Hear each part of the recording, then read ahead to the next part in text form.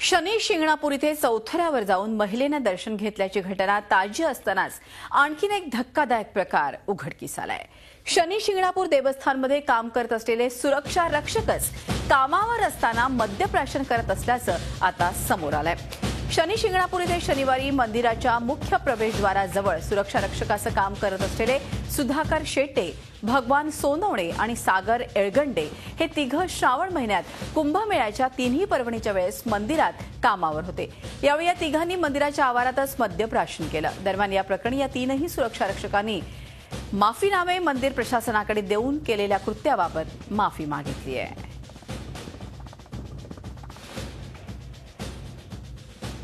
एकूणच या संदर्भात अधिक माहिती घेऊयात। आपले प्रतिनिधी निखिल चौकर आपल्याबरोबर आहे। निखिल, आपण बघतोय की एका तरुणीनं चौथऱ्यावर जाऊन दर्शन घेतल्यानंतर केवढा एकूणच क्षण केलेलं जात आहे, काय अधिक माहिती आहे?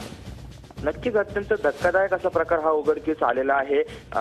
2 दिवसापूर्वीच एका महिलेने चौथऱ्यावर जाऊन जी पूर्वापार चालत आलेली प्रथा होती ती मोडली होती। याबाबत ग्रामस्थ देखील संतप्त झाले होते, त्यांनी निषेध केला होता। ही घटना ताजी असतानाच आता हा देखील एक प्रकार उघडकीस आला आहे।